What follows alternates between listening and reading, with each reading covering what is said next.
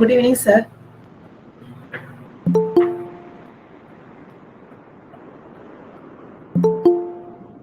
Good evening. Am I audible? Yes, sir. It's clear, sir. Okay. Thank you.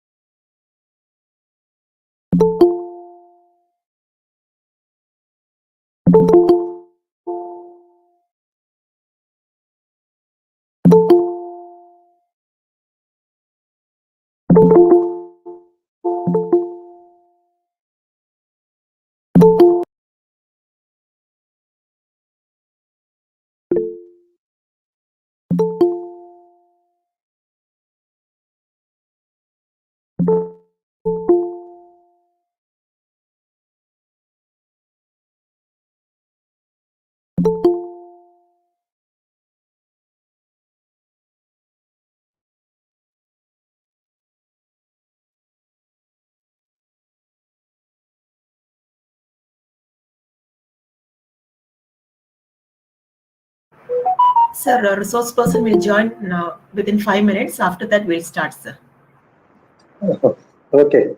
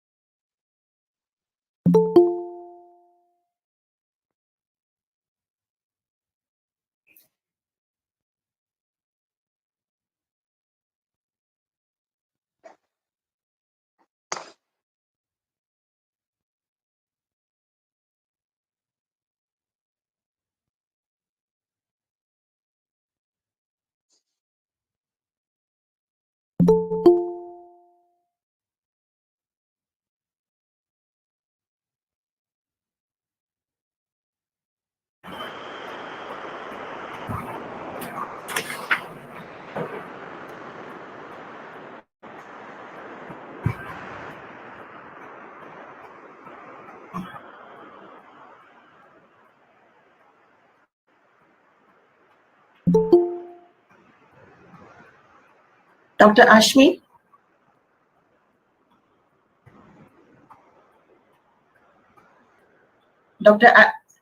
Can you hear me? Hi, Ann ma'am. Can you hear me now? Yeah, it's clear. Yeah. And Yeah.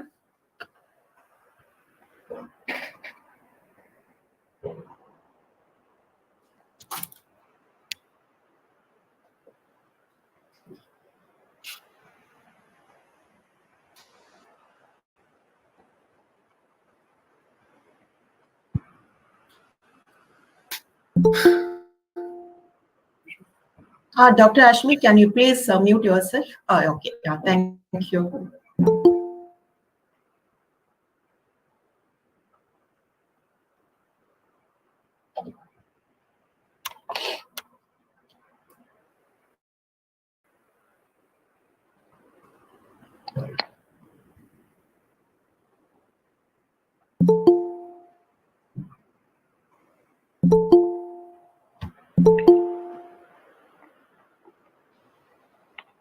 Principal sir, shall we start the session? Sure. Okay, sir.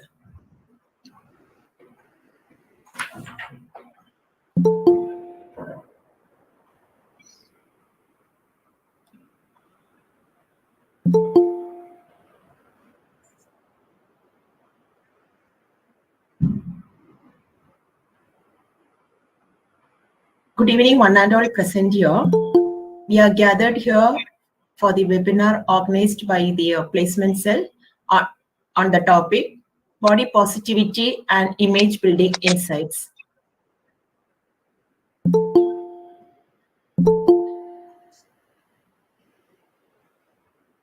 First of all, I welcome our respected principal, Dr. K. Udayasurian. Welcome, sir, to this platform. I welcome our resource person, Dr. Ashmi, Associate Professor and Global Certified Educator from Bangalore. Welcome, ma'am. I also welcome all the participants to this event. Now I request our respected principal, Dr. K. Udayasurian, to inaugurate the session. Sir. Good evening to all.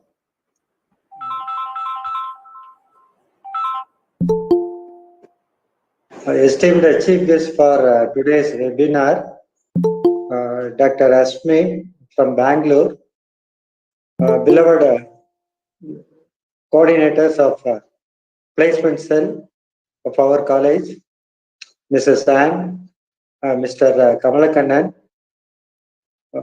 faculty members and participants from our college as well as other institutions. I'm happy to be part of the webinar being organized by the placement cell of Sarada Gangadharan College, national level, on the topic body positivity and image building insights. It is to enlighten the importance of dressing as well as the communication to the young graduates, those who are aspiring for a bright and a prosperous career after their studies.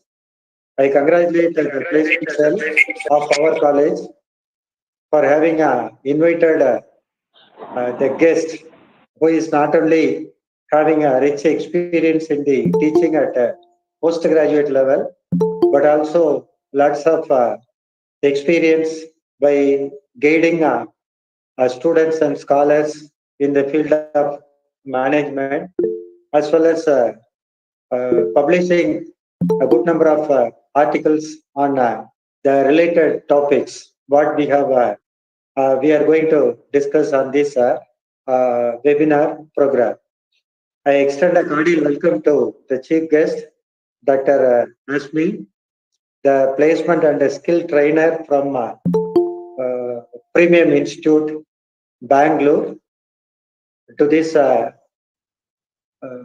webinar, as well as to the portal of Sarada Gangadharan College. Of course, the communication as well as the image building is most important for any individual human being. It is rightly said, communication is a vital part of any business environment because it facilitates flow of information. So there must be a consistent flow of information or consistent dissemination of knowledge across various levels in an organization where the people are working together for the accomplishment of a common objective or goal, something like that. So in case of any teamwork, the collaboration or what we call it as the effective communication is most important. Even one study, it limelight that the lack of collaboration or ineffective communication is the major cause for workplace failure.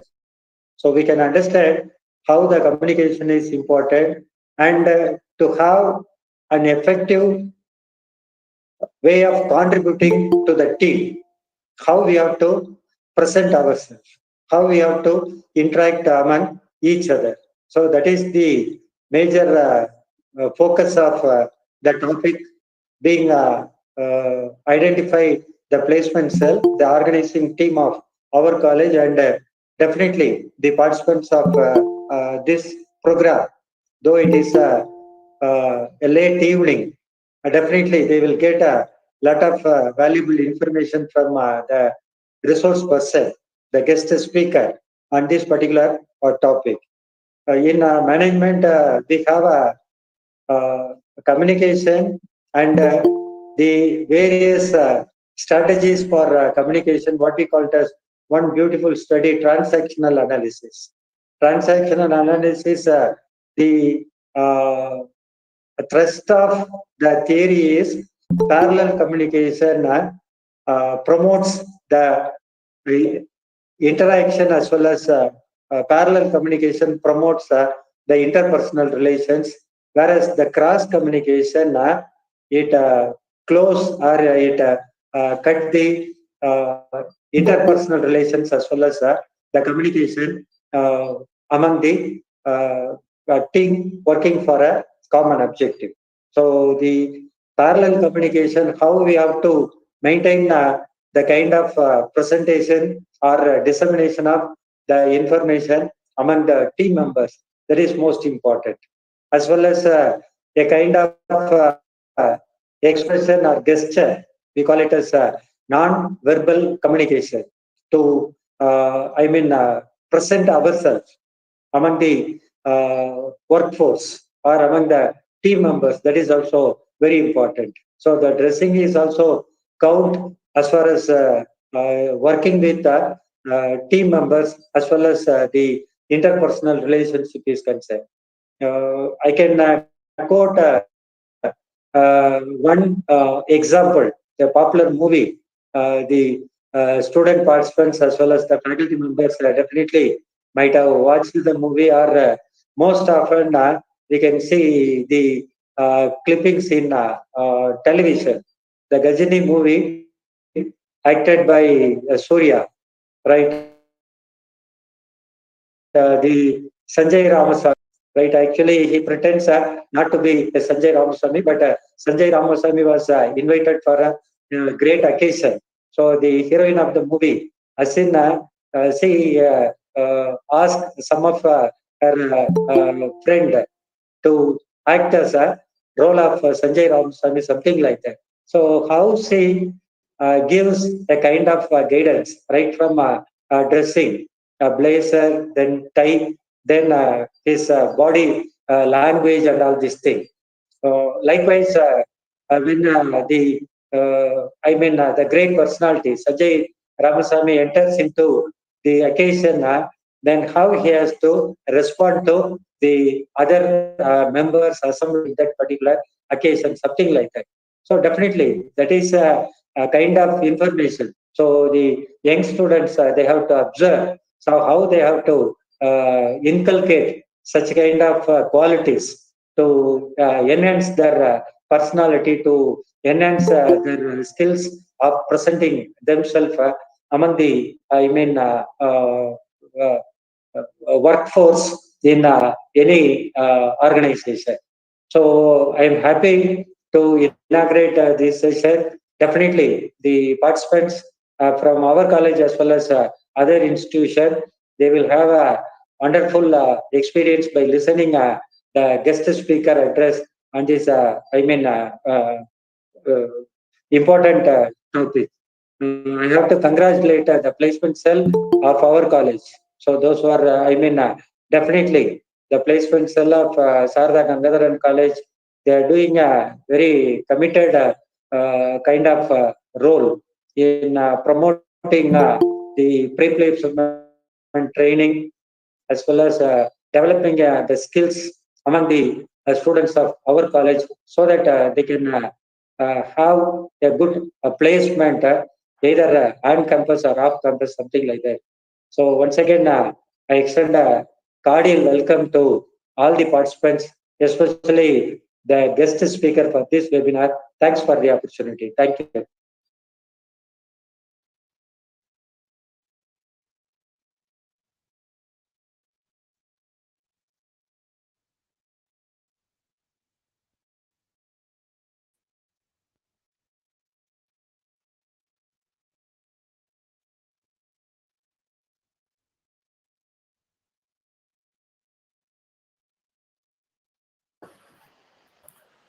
And ma'am, should I begin? Thank you, sir. Thank you for that warm welcome. Out of your rich experience and exposure, you've got to transaction analysis, in kinesthetics, in communication, whatnot. Your students are blessed to have you. You sounded interesting too. Thank you, sir. Thank you. So, Anne, ma'am? Okay, she has a problem with her mic. What about Mr. Kamalakanan? She says I can carry on, sir. So we shall begin the session. Okay, okay. Yeah. Thank you. Thank you, sir. So, good evening, everyone. I'm Dr. Rashmi. I'm here to address you on body positivity and image building. Let me throw my presentation out here. And so it's mentioned to you that I'm going to I'm going to address you on multiple things, including communication, dressing up, behaving before people. I'm going to address one question, an answer to only one question. Do looks matter?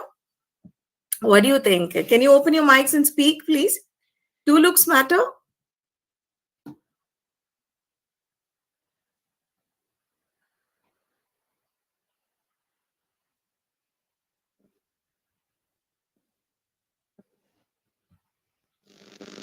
To look smarter, you should have the dress coding is the very first thing. Okay, nice to hear from you. Clear haircut and saving and those the primary thing, and have a good mind to face any kind of thing. That is stability of mind. Okay, Have so the positive thinking so that should not get any nervous. Is the people. Wonderful. Nice to hear from you, sir. So looks matter in multiple ways. The way you dress and present yourself, then how you react or act to situations, how you give response to people, the way you communicate, every way looks do matter. Yes, I had a very prominent inferiority complex once upon a time in me that made me research on did looks really matter. So it might be out of personal interest or out of people like me who had this low esteem or self-esteem issues or inferiority issues. I started exploring on whether looks mattered for people. And that is when I started the real research on looks. Okay, so can anyone mention why peacocks are often more clicked as pictures than the peahens? Is there a reason why? Do you identify the reason behind peacocks being clicked often than peahens? There are so many reasons, ma'am. Yeah. So in case of looking illumination and angle, beautifulness, everything Exactly is good in comparison to the so plans. it matters on how visually good something is when we click a picture. Have we also seen these prominent photographs in all medium that we come across, including the magazines, newspapers, colorful fish, a school of fish rushing out towards, a new beginning, towards a destination, an eagle flying with all spread wings, a tusker walking, alone in the forest, with his profile, directly focusing on people, with his trunk and tusk showing the pride of being an elephant in a forest. A multicolored parrot a white horse with its mane and the ponytail, and the side profile of a zebra, it's always a clicked picture. They are amazing pictures, and they are repeatedly clicked for a reason, because they look good. And visually making something presentable and looking good did matter, according to research as well. Why are these particular poses of these animals being clicked again and again? Because they visually look very aesthetic only in these poses. They're pretty, beautiful, aesthetic, whatever you call, only in these poses. Have you ever seen how eagle looks from the front pose, or the elephant looks from one side, or how a horse would look without its mane or ponytail? Just imagine, give these targets how these pictures looked. Eagle looks very funny with an yellow no beak and a white face. Without the wings, the eagle doesn't look like the king of birds. Without these colors and only the sharp nose, the fish doesn't look this beautiful. So what to highlight is in the hands of the visual presenter, and that's what I'm going to talk about today. So that is why these pictures are frequently clicked. Kindly try to check other poses of the animals that I mentioned just now, and you will know why these pictures got prominent, famous, and are awarded at national and international levels. Now, aren't you scared of rhinos? Everyone is. We all know that rhinoceros is a vegetarian, herbivore.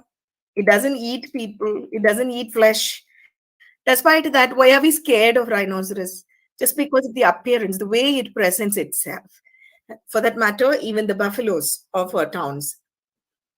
So out there, we have a humanist world where people are not looking for beauty, they're looking for presentations. So they are not, we present a rhino eating grass. That makes more sense than a rhino walking alone in the jungle. Same is the case of every animal that you have seen before. It's a very simple, generic technique to present everything simply in a visually appealing manner, so that the situation is cool, calm, undisturbed, and inquisitive to what you're going to say. On that note, yes, I'll tell you, looks are not from the color, the gender, the size, or nationality. It is universal, it is global, it doesn't have gender to it, it doesn't have color to it, and it is all human. The presentation is what matters when it comes to looks.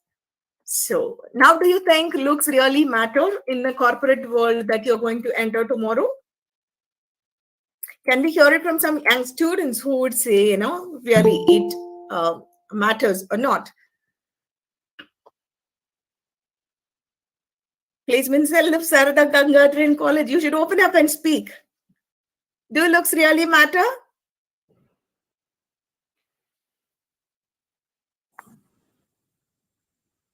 Okay, so that is my research on animals, the pictures, and a visual appeal that the public has.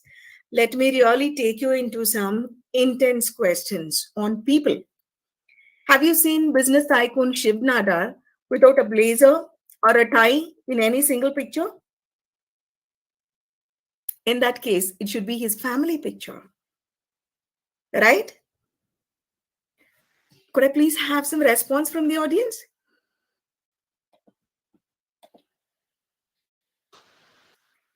Okay, the chat box tells me that, okay, it's on. Yeah. You have seen a picture, Mandeep Kaur?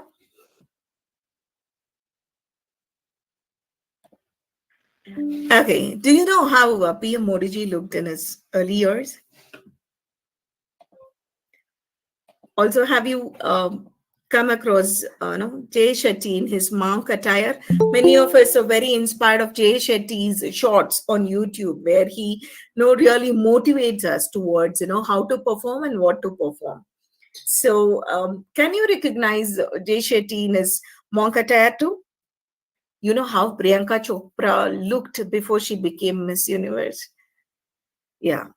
How do you like the childhood Michael Jackson before his surgery? How fair and How good looking was he? And why is Mr. Mark Zuckerberg seen in the same attire always? We have more people here, including Indra Nui at her very young age. This is how Ms. Indra Nui looked. Have you seen these pictures? The person in picture 1 is Indra Nui. Picture 2 is Zuckerberg in his grey t-shirt. Picture 3, that is the right end, is Priyanka Chopra before Miss Universe at around the age of 18. Shiv Nadar with his blazer. Modi ji without his appearance that you see today. Okay, the bed, the mush, the attire he carries him in the suit. And that's the monk Jay Shetty for you to look on. And to the right end, we have Michael Jackson at his young age before the surgery, when he turned out to be a white, when he was a black. So research states looks matter in the following area in corporate zone as well as in your daily life.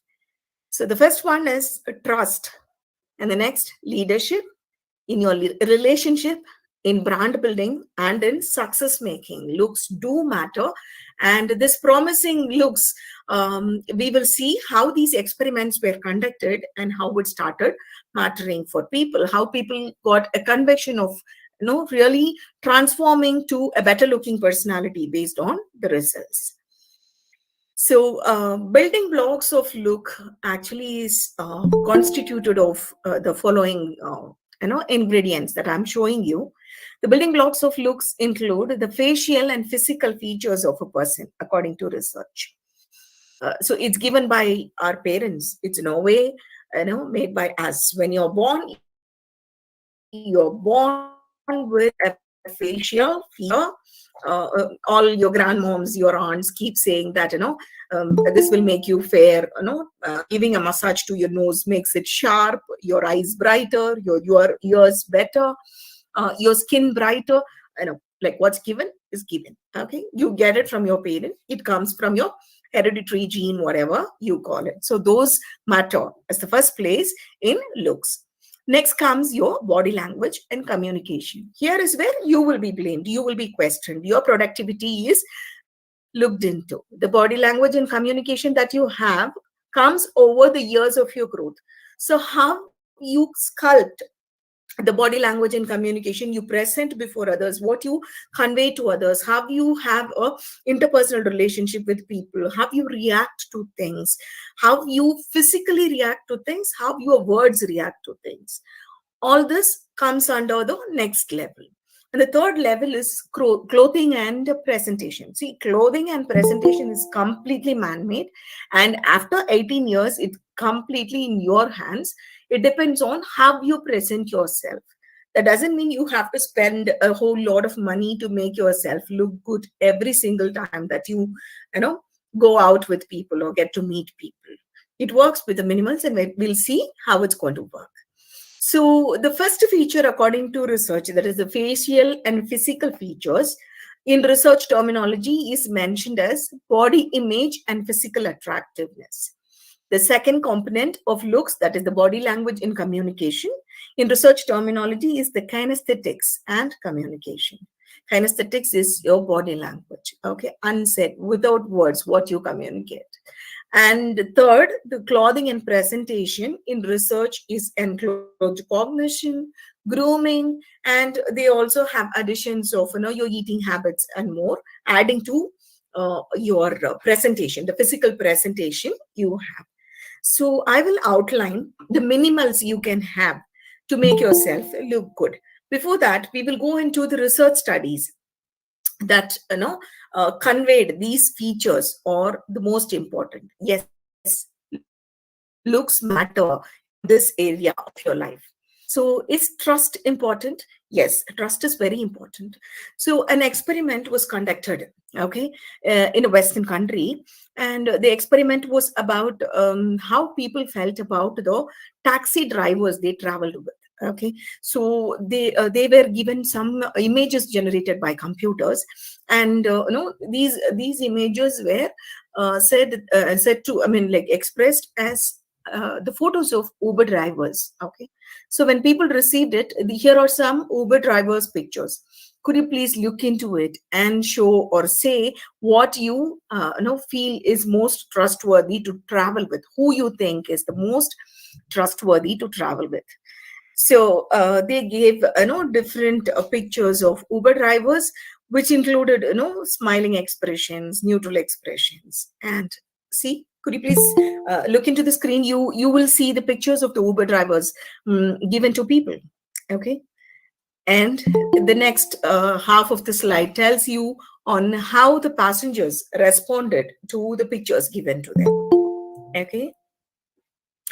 So people thought that people who were fair, smiling, and who looked into eyes, and they had more reasons listed in the research, saying that these people who look into the camera seems to be looking into their eyes. They're smiling. They have a fair expression. They look trustworthy, and they also mentioned some additional features, say, the length of the nose, the expression on the face, blah blah. But the qualitative research consolidated itself towards a quantitative end. Okay, they tried to bring in a number by asking about these features, and this is what the passengers ended up saying.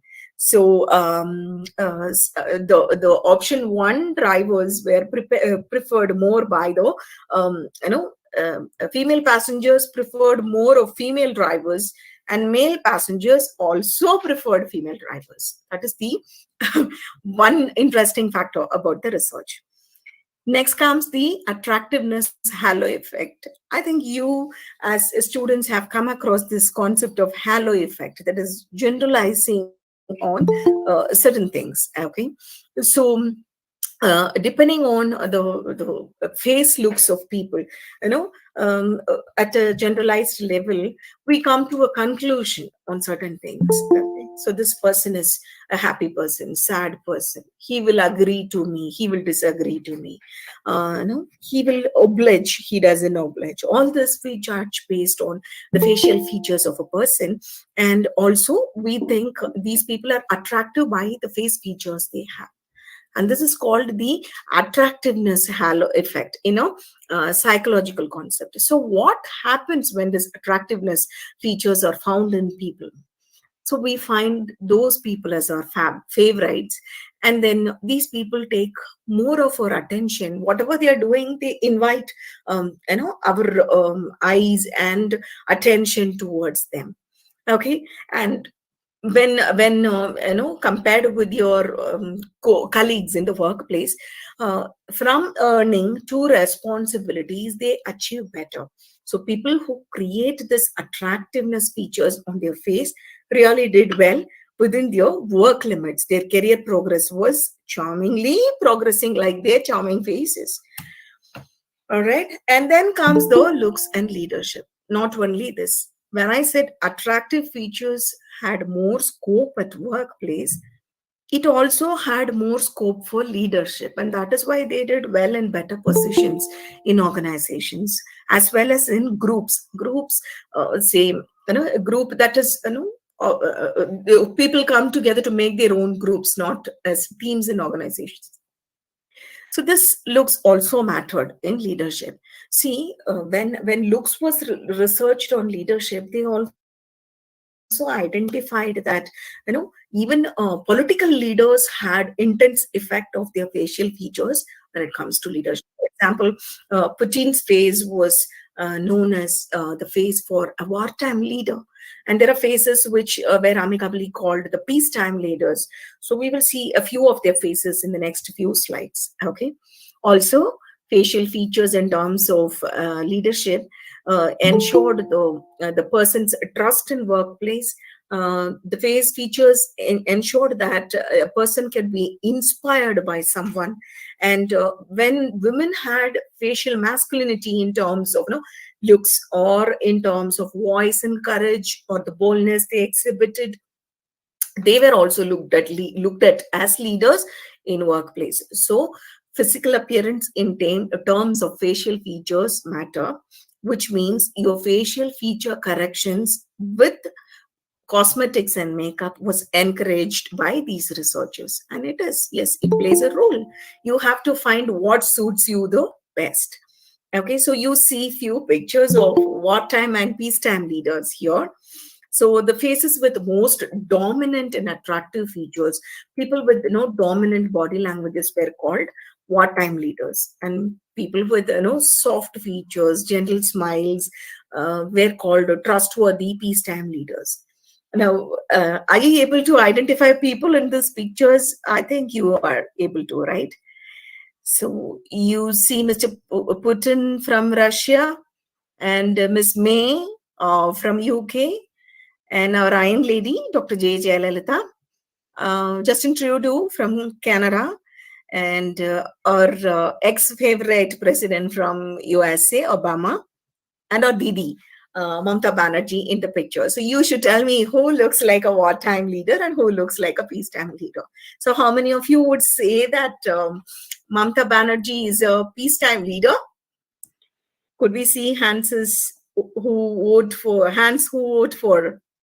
Mamata Banerjee as a peacetime leader? Siddharth, we'll take questions at the end of the session, but certainly I would respond to this question. Yeah. So, okay. So you agree that Mamata Banerjee is a peacetime leader? Anyone has No. vote to this? You can speak up. Open your Yeah. mics. No. Yes, sir? Because I feel that by observing his face, Huh. it's always wartime. Yeah, she's a wartime leader. Certainly, yes, sir. She is not a peacetime leader because of her. Always she is look like the face. Yes, As yes, opposed. she does. That is what my observation. Yes, Maybe differs from the person. no, sir. Actually, the surveys has said that she was a wartime, and she is a wartime leader when it comes to conversations and the way she puts things forward. She is a very dominant wartime leader according to the features analyzed. True. So, any guess on who the peacetime leader here is, sir? Peacetime leader Barack Obama. Yeah, of course, Obama. And Theresa May was having more withdrawal features, which also conveyed her as a peacetime leader. Yes, Jayalalitha is also a peacetime leader. Yeah. So, how do you classify Dr. Jayalalitha, sir? Yeah, because I have seen so many times because I belongs to Tamil Nadu, so I used to seen her in visually and by in person. So many. Okay. So to you, she's a peacetime leader. Yeah, for my observation. I appreciate that, sir. Anyone has a contradicting view to Dr. Nandagopal, sir?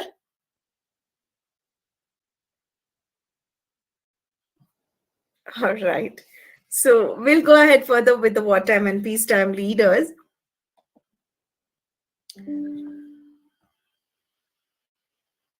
All right. Now, next comes your favorite portion. Leaders in sports, strong and who are physically strong and cooperative leaders, they have this following features. Okay, so they have a cue from their body language that expresses different face traits in a highlighted form. For example, the smiles they share, the appreciation they show on their face, all this comes in as highlighted facial features, eye cues. It's not I and the cue, the clues given by their eye expression, all this matters. And their support towards the participants in terms of facial expressions are noted or highlighted as friendly people, and these leaders do guide their teams to success. And it is also a proven research. In 2015, Little AC had researched on quite a few sportsmen, and this sports management research is doing its rounds in the social media now as well. Okay, so you can look into this research. I shall pass on the references that I've taken for this. By the end of the session, I shall pass on the references in the chat box. You can certainly look into these researchers. Okay, so of course we see smiling faces of these people. It has an appreciating note for each other when something goes right or wrong. And we all know that Taladoni had been has been doing a very good job as the captain of CSK as well. So we've seen how looks, body language, and support system matters when it comes to leadership. Now, finally, I come to this point. While I was telling you what researchers said about facial features and how it is attractive. Okay, so once self-perception also has, that is what you think about yourself, how you think that you contribute towards the attraction, that also matters when it comes to looks. Okay, so somebody else's perception will affect the perception that we have on ourselves. So we needn't consider what other perceive about this, and that is an ultimate result from the research study of Borel et al. In 2019. Okay, so he says that most people's personality or looks is always dictated by the way we look for them. Okay, so how you present yourselves to them, what you think about yourself and how you present yourselves to them matters. So he called this feature as facultative personality calibration. That is the presentation of a human being a self-perceived thought influencing his own self, also causing the influence in the people who look at him or who observe him to a certain extent. So am I connected? Yes, ma'am. Yes, ma'am. All right. I'm audible, right? Yes. So you have to present yourself in such a way that you either influence or impress your surrounding in a positive way, so that your looks causes an effect on the people who are around you. Now, next comes the attire, looks, and self-perception. Okay, so here I've dropped in a picture of a nun and a priest. So what comes into your mind when you see this attire in this picture or and their images? We usually see a sage like Gaur Gopal Das or Sadhguru, or might be a priest who walks around. We look at them with a lot of respect, and the respect we give them is not for their personality. The respect we give them is for, why do we give them this respect?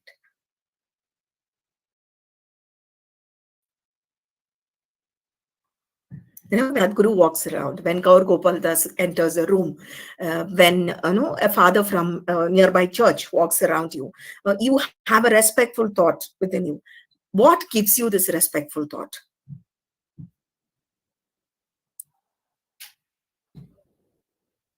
Anyone? Okay, leave that. When you go to a hospital, you are sitting in the waiting area. Many people pass by you, but when a doctor passes by, you recognize him. You try to wish him. How do you do that? How do you identify that he is the doctor? Because he is wearing a coat.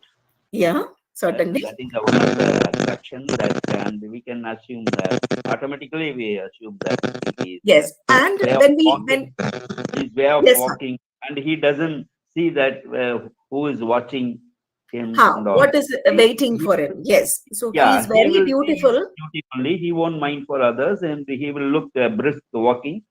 And he used to wear the coat, so we automatically we recognize that he is a doctor. Even if he's not wearing a coat and he carries a stethoscope with him, we know that he is a doctor. So there are certain accessories or attire, right, sir, we associate with a doctor. Yes. Same is the case of a priest. When you see Gaur Gopal Das with an orange colored dhoti, a kurta, or a shaved head, you know that he's a respected priest from somewhere, a sage from somewhere. Okay, so looks are created by the clothes you wear, the way you present yourself, what you adorn yourself with. It needn't be very expensive, but it needs to be respectful and it needs to be representing. So this kind of clothing will create a self-perception in you, which is contributing towards one's productivity, workplace productivity. And the other part is the respect that you earn from people, giving you an added self-perception where you have a high self-esteem on yourself. Having a very good self-respect about yourself, a sense of recognition, appreciation, a sense of being respected by people will be created by the way you show yourself to them. How you dress up, how you present yourself to them will add value to you in terms of your self perception also. So this term of dressing up for adding the workplace productivity, it is called as enclothed cognition. It is completely a thought based, thinking skill based activity, completely cognitive, and it is completely in the hands of a human being. More self awareness, more self analysis will take you to a place where you will adorn you with the right requisition that you have in terms of clothes. So this term was coined by Adam and Galinsky in the year 2012. So it's only a decade old. Okay, before that also this research has existed in multiple names, including workplace attire, professional dress code, the nursing suit, and the lab coats being researched in multiple places. But they coined a name to this term, the thinking skills, the attire leading to productivity. They called it enclothed cognition. And enclothed cognition also adds to the human value of what you consider as looks. Okay, and you get psychological satisfaction, that is a self-esteem accomplishment process happens. So most of us have come across this Maslow's hierarchical theory. If not, it talks about the needs of people at 5 levels. Okay, the first level of need a person has is food, water, the basic needs, the shelter, the things. The next level, he needs a job and more security.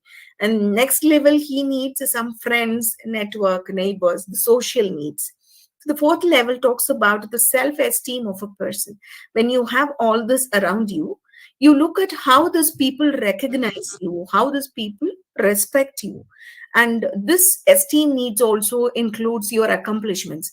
Like, I dress up well, I look good, I'm satisfied with myself, I have acquired these things for me. So this psychological state of self-esteem and self-respect is boosted with the help of enclosed cognition in personal lives, also as professional dress codes. So what we think is what we act, and how we act is generally valid because we do the better self-analysis for ourselves, and we don't need anyone to really say, yes, you are right.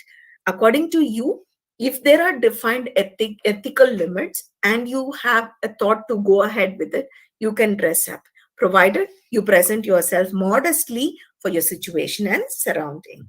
Okay, so this research by Geeds in 2010 also spoke about how collective minds influenced people. That is, people who dress up together and behave for a governance system in a collective manner. They also had this basic idea of enclosed cognition behind them.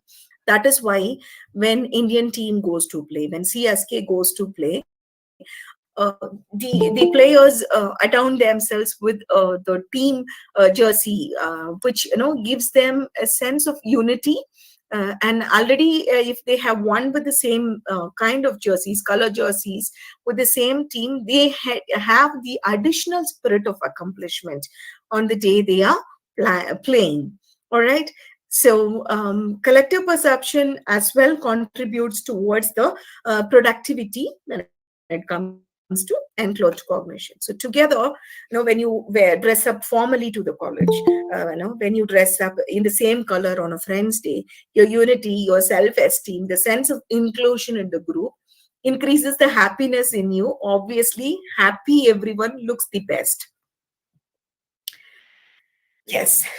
Now, the last part of the enclosed cognition context is, see, when you dress, you create an identity for yourself. And the example is, the ex-CEO of Apple, Mr. Steve Jobs, or Mark Zuckerberg, for that matter. They come in specific color clothes. Steve Jobs is always seen in a black T-shirt, which has a polo neck. And then Zuckerberg is always seen in a gray T-shirt. You see Barack Obama in a light colored shirt with a dark colored blazer and a tie, always. You see Indra Nooyi, the identity for Indra Nooyi, according to you, is her hairstyle and the pearls she wears. Or might be for any sports person, the color of the jersey he wears.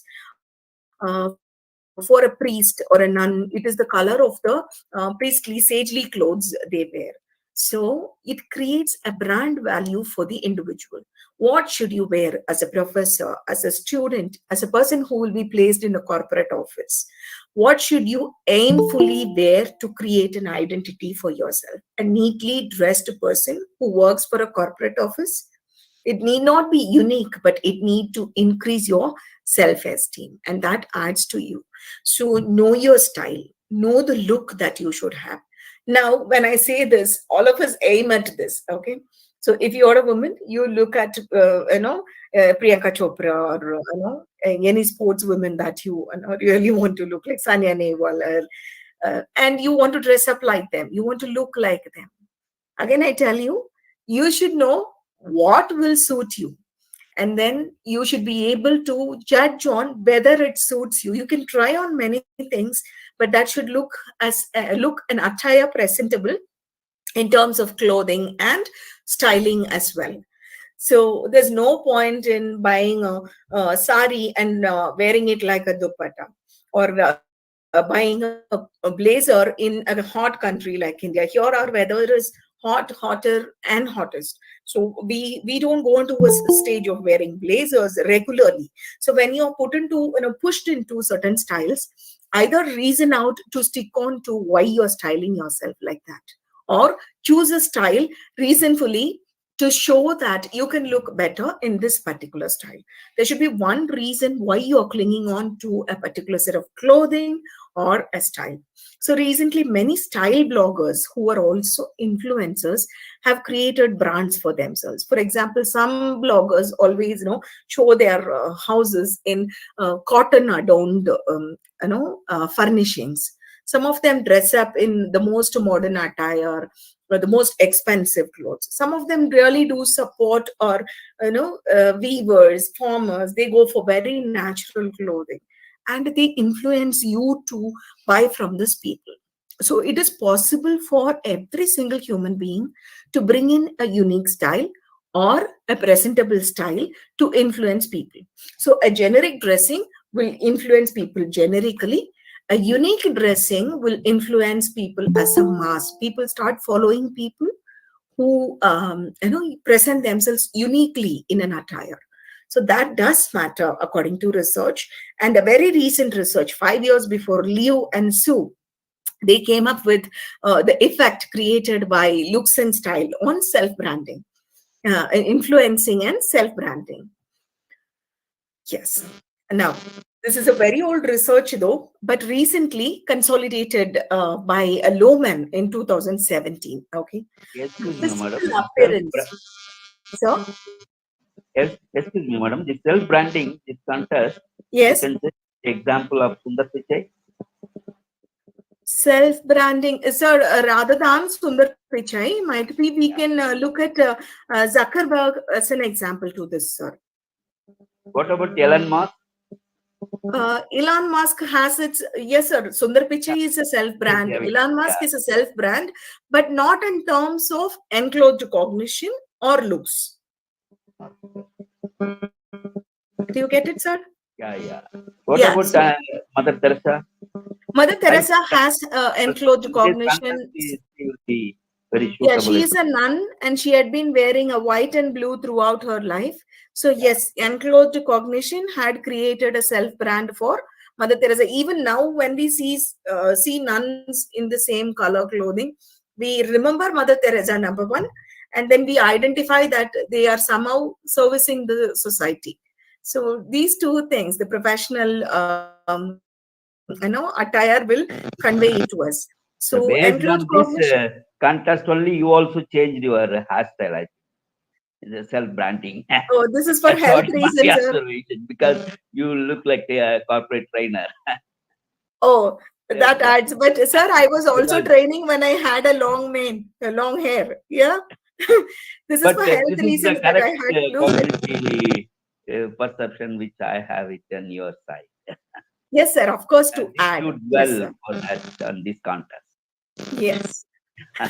All right, sir. Thank you. That I could quote as an example as well. You, I Yeah, take it as a credit on me. Thank because you, when sir. you are presenting in the overall audience to the students, you can give your own example that in Yeah. this contest. So That's what. whenever I present this topic, I start with myself as an example, sir. I had a very, intense inferiority complex that I came out of. So I start with me as an example to this. Yeah, because why I given these things means I just observed because I lived in 5 years in Ethiopia. So I Okay. used the ladies will have the good hairstyle with a very good presentation per Okay. level. Even the higher peoples and lower middle class peoples and even students, they used Hmm. to keep their hairstyle as a presentable one. I know. Yes, sir. That is why this contest, I've seen so many girl students in Ethiopia. So I Okay. had a experience. The hairstyle also one of the cognitive in this Oh, contest. Yeah, oh, that's good too. Great to hear from a person who's as exposed as you, sir. yeah. Because Yeah. even Ethiopia and Nigerian people, they look very with this hairstyle contest. We can Yes, really sir. Nigerians are very conscious about, yes, sir, their looks. because I lived sometime in Nigeria. Yeah, Nigerians, South Africans also have a very conscious, approach towards hairstyling and looks. Yes, sir. And looks in the terms of, physical bodybuilding and body maintenance, they are very good at it. They can survive in any physical climate for that matter. They will adopt to the climate based on its requirements. Drinking water or applying moisturizer, no one can compete their adaptability. Okay. Yes, sir. We'll Yeah. proceed. Yes, sir.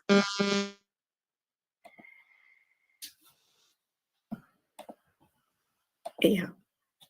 So that is how self-branding and looks and style do contribute towards um, uh, you know self-branding contributes towards your looks and style and influences people to follow your looks and style. So according to enclosed cognition researchers, they also identified this fact of interviewers being conscious of interviewees presentations and vice versa. Okay, so here the question is, you are being recruited, so they will certainly look at you and say how well dressed you are or how presentable you are.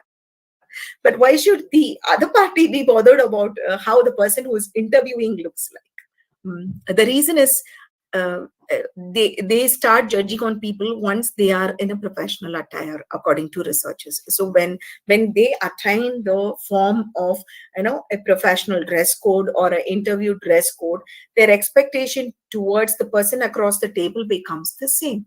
So when you start presenting yourselves, you are directly or indirectly influencing people in terms of expectation or performance to behave as equal as you or just like you in a professional code. Okay, so this interesting is quite a interesting one. Okay, so based on the job position a person is being recruited for, the way he dresses and the way he behaves in terms of body language is being judged. So that has been proven in terms of numbers in Lohmann et al.'s research. Okay, so they understand that when you're giving the interview as a fresher, they understand that the performance you give is dependent on the traits and the clothing you wear, and And this indirectly tells them on how much or how big a designation you can occupy within an organization. So a promising candidate, a non-promising candidate, a growing professional, career-oriented professional, a playful professional. Everyone could be judged not only with your body language, but also with the physical appearance, their facial features, and the clothing they wore. And this research specifically focuses on the physical appearance and facial features of a person. And here comes the content on situational leadership. Okay, so I'll give a one-line explanation of what situational leadership is. A situational leader need not be an appointed leader. Okay, so anyone can take up the position of a leader depending on the intensity and requirement of the situation, and that is how one becomes a situational leader. But after you become the leader, people really get influenced by you. They adapt to you, and the way you meet the requirement of the hour influences people. So this is a very old research context. Situational leadership is a very old research context. It's a very popular research as well by Blanchard and Hesse, but they say that there's no particular dress code or traits and behavior or features for a situational leader. That's quite surprising in an era where we are really bothered about the physical looks and body language of a person. So yes, your looks is an integral part of the leadership, and this lets us very critical thought of whether this leadership really matters. I mean, looks really matters in leadership. But then recent developments says that situational leadership has an influence on people or has an effect on people. Okay, so you would have come across this popular social media platform called TikTok. Okay, so TikTok is known for its beauty algorithm in the technical zone. Okay, so they have something called a beauty algorithm, and it tells people on the numerical ranking of how beautiful a person is, or how appealing or attractive a person is when his facial features and the entire person is seen.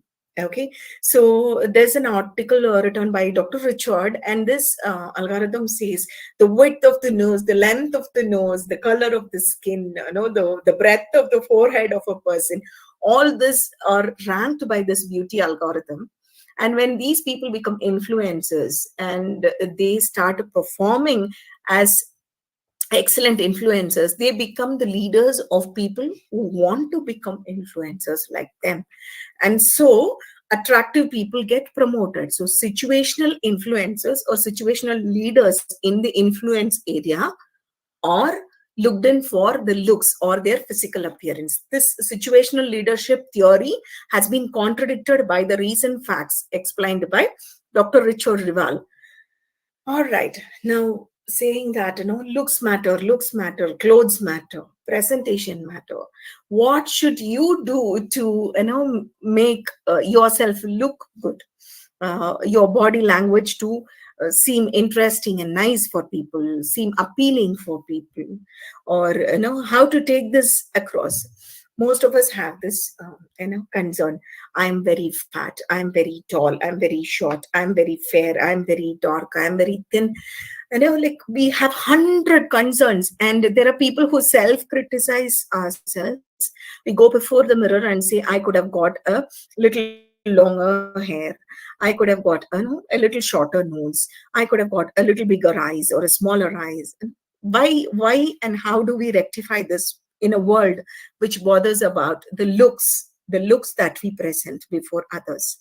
So you have to take the simple solution of how you look before your social media platform. The profile picture that you give the social media platform is what you have to ultimately aim at, basically. But life is not the same. You cannot look like the social media DP all the time.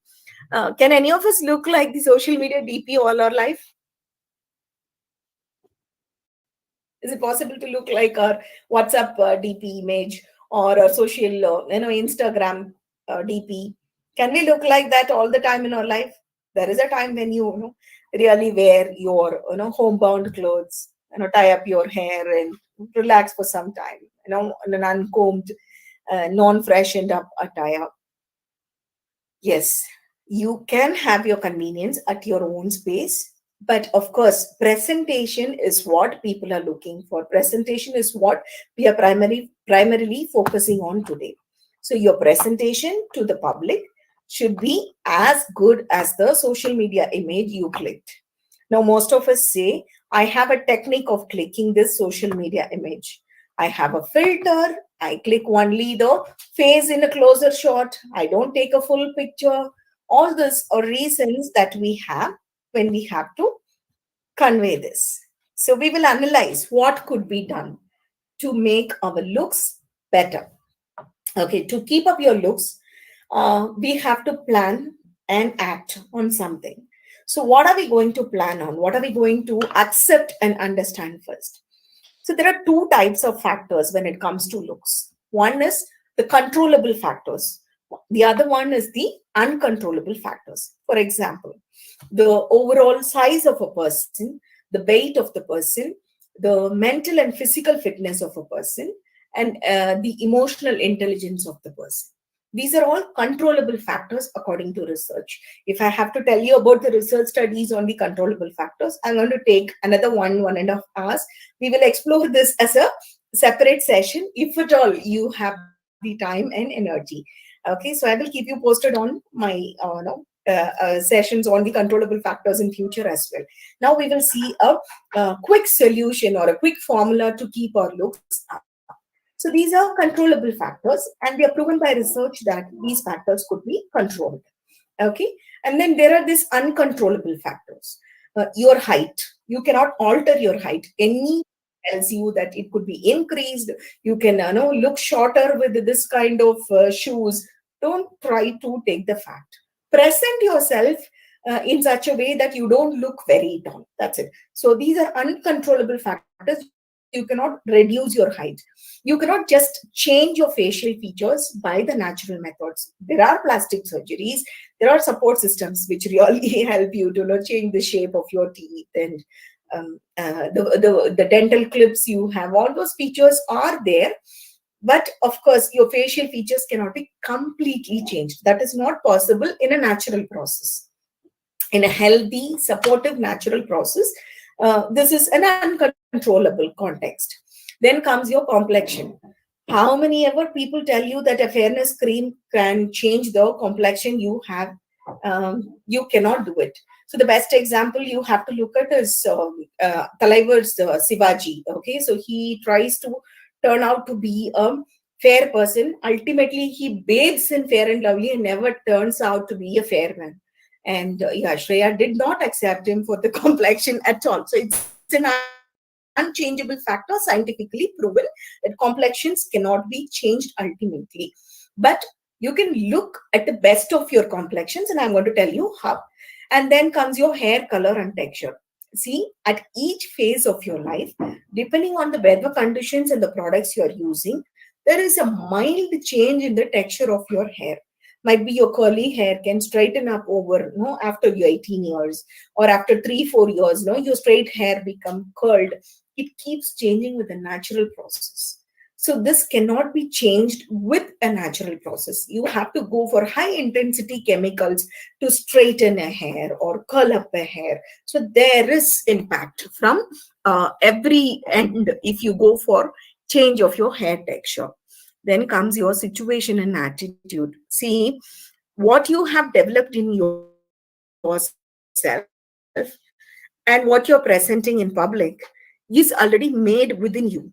This is a controllable factor which is dependent on your emotional intelligence. If you have a standardized emotional intelligence content in you, then this is controllable. Other than that, your situation and attitude cannot be controlled if you don't process or work on it. So how do we deal with this controllable and uncontrollable factors? When it comes to controllable factors, it is a development plan. It's for a long time and it has to be worked upon. You have to work on self-development for this. And when it comes to uncontrollable factors, you have to work on it in a different format. It is not development, it is styling and training. That also leads to development ultimately. But what ultimately contributes towards the uncontrollable factors will not contribute towards the controllable factors. So controllable factors will need disciplining and uncontrollable factors can be moderately managed. We will see how this works. So the project is you have to plan on which area you're going to work first. So there's no multitasking. You have to choose one and work on that one till you start getting the results. And this one is not just an implementation, it is a disciplining process. So you have to make sure that this one is what you're ultimately contributing towards. So after you plan, you have the next phase, that is the do phase. You have to start acting. Then you have to check or measure on how you are performing in a particular zone, and finally act towards it in a consistent phase that it becomes your lifestyle. So we will see. Are you content with yourself? Then you don't have to be look your best. How to look your best? Upgrade yourself and look groomed. Okay. So the basic formula I'm going to tell you is spend less money and spend more time with yourself. What we all do is the reverse. Okay. We spend more money. We will see what could be given by others. Okay. If someone can give me, a very good hair cut, if someone can give me a very good attire, if someone can support me with a good selfie, I will spend money on it. A good photograph will earn money. All these activities earn money, but you don't sit to analyze yourself. How am I looking good in this particular photograph? How am I looking good in this hairstyle? Or why am I not looking good in this hairstyle? Who has a face shape like me?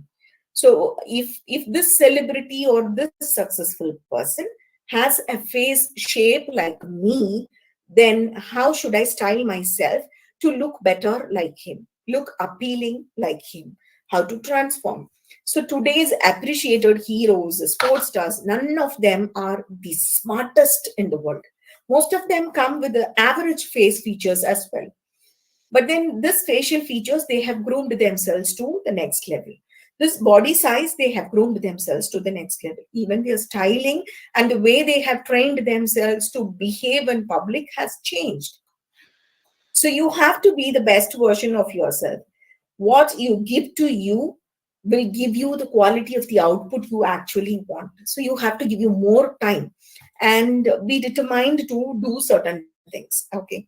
So none of us will trust when people say that your body looks like 80%. I mean, like your body looks good when you focus 80% on your diet and 20% on your exercise. We all think the reverse. We eat whatever we want, and then we exercise the hardest in an unnecessary level either, or we ignore exercises. Don't we? And especially today's youth are more into exercising and then eating all kinds of junk they are not supposed to eat. Okay. So as global human, we have had some culture, not only in India, throughout the globe. Every individual in every zone in the world will do this concept called seasonal eating. What is available in a particular period, in a natural way when it is grown, that is consumed more. Okay, so we don't consider it this way. Whatever we want, we go to the shop, buy and eat cooked or processed food all the time.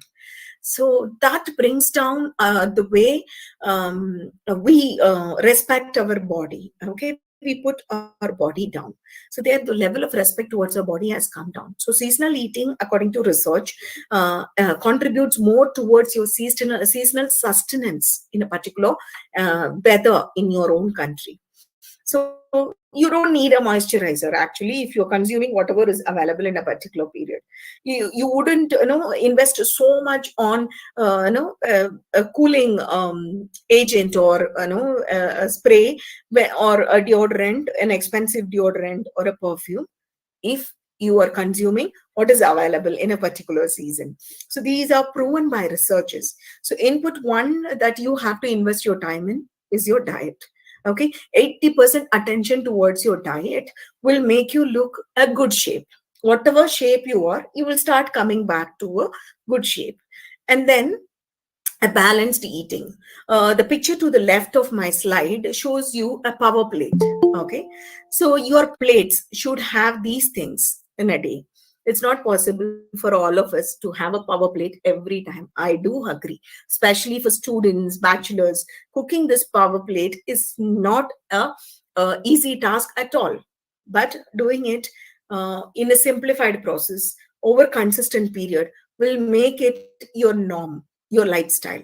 Okay, and this power plate is not a biryani, it's rice in the place of grains, or a millet rice in the place of grains.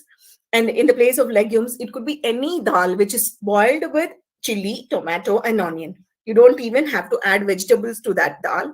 That makes the simple meal you want. And this vegetable could be a cucumber, or a carrot, a beetroot, a little chilies with a beetroot, or a little chilies with a carrot, might be with a cucumber. That makes it easy for you to consume. You almost have three-fourths of the power plate ready. And if you are a non-vegetarian, add some proteins to this. So this proteins could be a boiled egg, anything that is boiled, okay? A boiled piece of paneer, or a roasted piece of paneer, a roasted piece of tofu, or a cup of curd also adds to your protein according to researchers. And then comes the fruits. These fruits need not be the most expensive ones. All season fruit in India is a banana, and that you can always have on your plate when you're eating something. And that gives you the power plate that you actually wanted. And banana and curd, I tell you, is a wonderful combination. Try it. All right. And then comes the time restricted eating. All of us have recently developed a habit, especially after 1991 when LPG came into existence. So we are used to this, midnight eating, midnight cravings. You have this chocolate eating habit, cake eating habit, ice cream eating habit, late night beach visits. Especially Pondicherrians, I don't have to, ask you. You have this habit of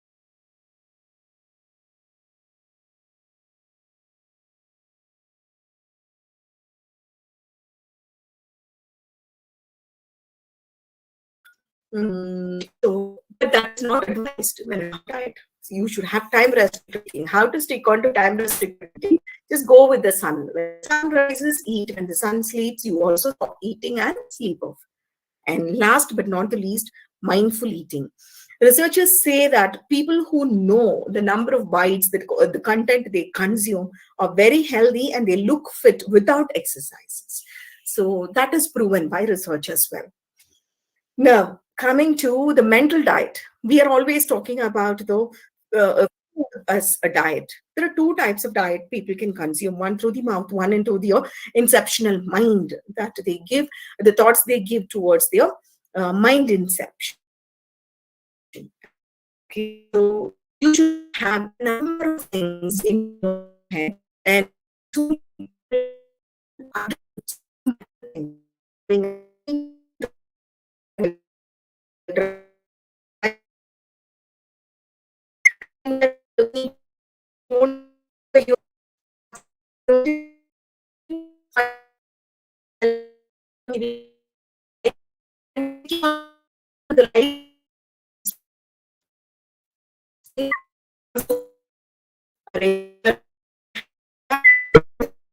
the things not important.